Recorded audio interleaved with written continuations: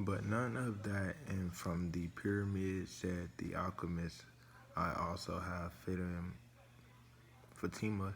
She is a treasure greater than anything else I have won. She wasn't found at the pyramids either.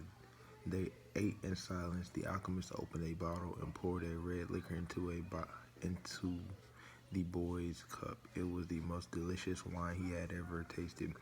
Isn't wine prohibited here? The boy asked.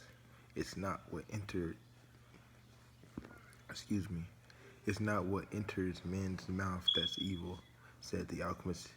It's what comes out of their mouth. That is, the alchemist was a bit daunting, but as the boy drank the wine, he relaxed. After they finished eating, they sat outside the tent under a moon as brilliant that it made the stars pale.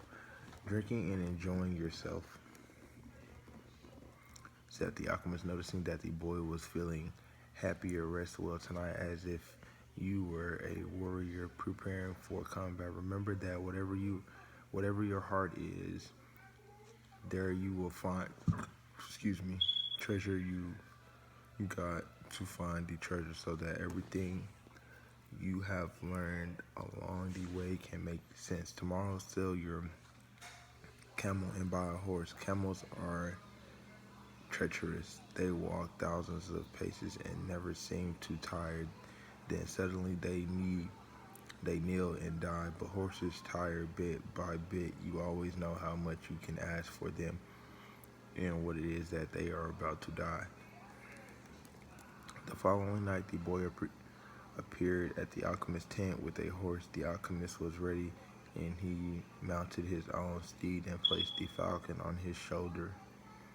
He said to the boy, show me where the life is out in the desert. Only those who can see such sight of life are able to find treasure. They began to ride out these sands, which the moonlight their way. I don't know if I'll be able to find life in the desert. The boy thought, I don't know the desert that well yet. He wanted to say to the alchemist, but he was afraid of the man.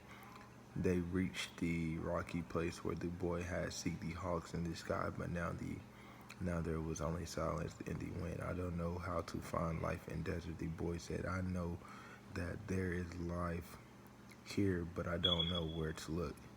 Life attracts life, the alchemist answered. Then the boy understood. He loosened the reins on his horse, who galloped forward over the rocks and sand. The alchemist followed as the boy horse ran. For almost half an hour, they could no longer see the palms of the oasis, only the gigantic moon above them and its silver reflections from the stones of the desert. Suddenly, for no apparent reason, the boy horses began to slow. There's life here, the boy said to the alchemist. I don't know the language of the desert, but my horse knows the language of life. Dismount, and the alchemist said nothing. Advancing slowly, they searched among the stones. The alchemist stopped abruptly and bent to the ground. There was a hole there among the stones. The alchemist put his hand into the hole and then his entire arm, but his shoulder. Something, was moving there in the alchemist's eyes. The boy could see only his eyes squinted with his effort. His arm seemed to be battling with whatever was in the hole. Then, with a motion that startled the boy, he withdrew his arm and leaped to his feet. In his hand, he grasped a snake by the tail. The boy leaped as well, but away from the alchemist. The snake fought, making hissing sounds that shattered the silence of the desert. It was a cobra whose venom could kill a person in minutes. Watch out for his venom, the boy said. But even though the alchemist had put his hand in the hole, he had surely already been bitten, and his experience was calm. The alchemist is 200 years old. The Englishman had told him he must know how to deal with snakes of the desert. The boy watched as his companion went to his horse and withdrew a scimitar. With its blade, he drew a circle in the sand, and then he placed the snake within it. The serpent relaxed immediately. Not to worry, said the alchemist. He won't leave the circle. You found life in the desert. on Maine that I needed. Why was it so important? Because the pyramids are surrounded by the desert. The boy didn't want to talk about the pyramid. His heart was heavy, and he had began since the previous night to continue his search for treasure meant that he had to abandon Fatima. I'm going to guide you across the desert, the alchemist said. I want to say at the oasis, the boy answered. I found Fatima, and as far as I'm concerned, she's worth more than the treasure. But that night he had watched Cobra with the circle that strange horseman with a falcon on his shoulder had spoken of love and treasure. The woman of the desert and of his destiny. I'm going with you, the boy said, and he immediately felt peace in his heart. Well, we'll leave tomorrow before sunrise. Well, the alchemist only responded. The boy spent a sleepless night. The 2 hours before dawn, he awoke one of the boys who slept in his tent and asked him to show him where Fatima lived. They went to her tent, and the boy gave his friends enough gold to buy a sheep. Then he asked his friends to go into the tent where Fatima was sleeping and to awaken and tell her that he was waiting outside. The young Arab did as he asked, was given enough gold, proud to help the counselor of the oasis and happy at having enough money to buy himself some sheep. Fatima appeared at the entrance of the tent and two walked among the palms. The boy knew that it was a violation of the tradition, but that didn't matter to him now. I'm going away, he said, and I want you to know that I'm going back. I love you because I don't say anything. Fatima interrupted. Once is loved because one is loved. No reason is needed for loving, but the boy continued. I had a dream, and I met with a king. I sold crystal and crossed the desert, and because the tributes declared war, I went to the well seeking the alchemist. So I love you because the entire universe conspired to help me find you. The two embraced. It was the first time either had touched the other. I'll be back, the boy said. Before this, I always looked at the desert with longing, said Fatima. Now it will be with hope. My father went away one day, but he returned to my mother, and he was always coming back since then. They said nothing else walked a bit farther among the palms, and then the boy left her at the entrance to her tent. I'll return, just as your father came back to your mother, he said. He saw that Fatima's eyes were filled with tears. You're crying? I'm a woman of the desert, she said, averting her face, but above all, I am a woman. Fatima went back to her tent, and when daylight came, she went out to the chores it had done for years, but everything had changed. The boy was no longer at the oasis, and the oasis would never again have the same meaning it had only yesterday. It would no longer be a place with 50,000 palm trees and 300 wells, where the pilgrims arrived would leave at the end of their long journey. From the day on, the oasis would be an empty place for her.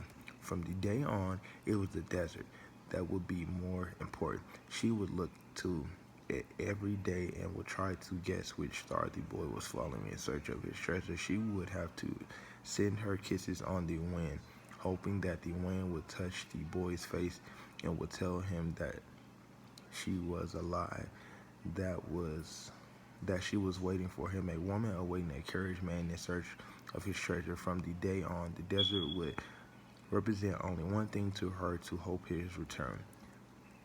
Don't think about what you left behind, the alchemist said to the boy as they began to riddle across the sands of the desert. Everything is written in the soul of the world, and there it will stay forever. Men dream more than about coming home than about leaving, the boy said.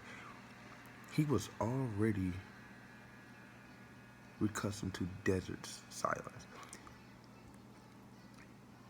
If that was fine and made a pure matter, it was never spoiled, and one can come back if what you had found was only moments of light to explode of a star. You would find nothing in return. The man was speaking the language of alchemists, but the boy knew it was referring to Fatima. It was difficult not to think about what he had left behind. The desert, with his endless monotony, putting him dreaming. The boy would still see the palm trees, the wells, and the face of the woman he loved. He could see Englishman had experience in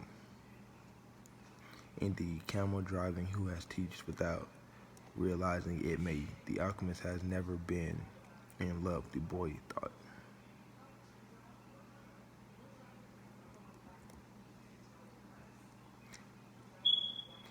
The tribesman who was searching the alchemist's belongings found a small crystal flake filled with a liquid in a yellow glass egg that was slightly larger than a chicken egg. What are these things? He asked. That's the philosopher's stone in the elixir of life. It's the master work for the alchemist. Whoever swallowed that will never be sick again, and a fragment from the stone turned any metal into gold. The Arab laughed at him, and the alchemists laughed along. They thought this answer was amusing, and they allowed the boy and the alchemist to process with all of their belongings. Are you crazy? The boy asked the alchemist. When they had moved on, what did you do from that?